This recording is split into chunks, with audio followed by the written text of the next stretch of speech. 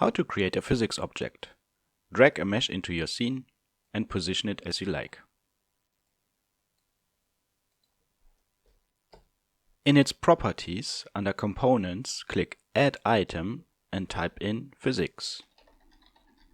Add a dynamic actor component. Right-click on the object in the scene tree and select Create Empty Child Object. On the new object, remove the shape icon component and add a capsule shape component.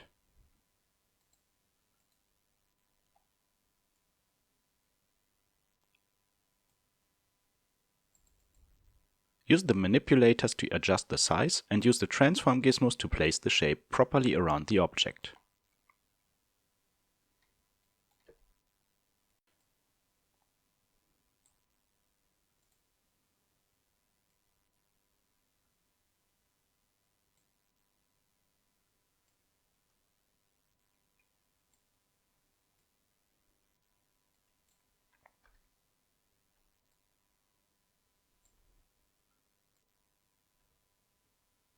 When you're done, press Simulate to see how the object behaves.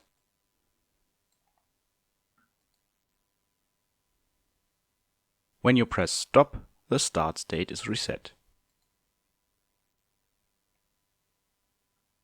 Tip: if you want an object to stay where it was during simulation, select it and choose Scene Utils, Keep Simulation Changes, or simply press K.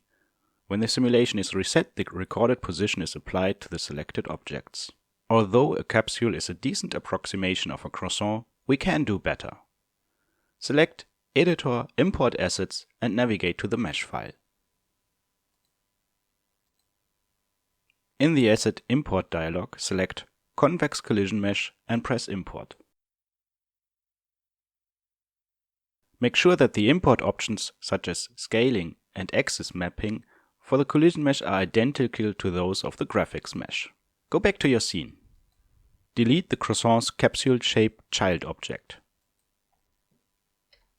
Select the croissant and add a convex hull shape component.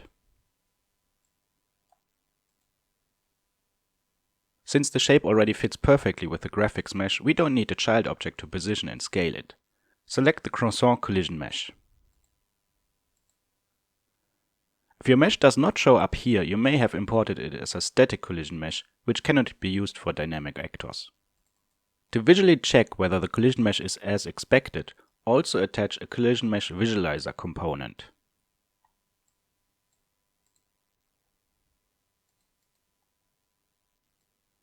Start the simulation again to observe the improved simulation realism.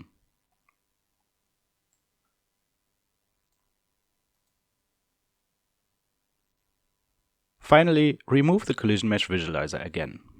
As the last step, press Ctrl D, type in 100 and set translation step Z to 1. Press OK. Press F5 and enjoy the show.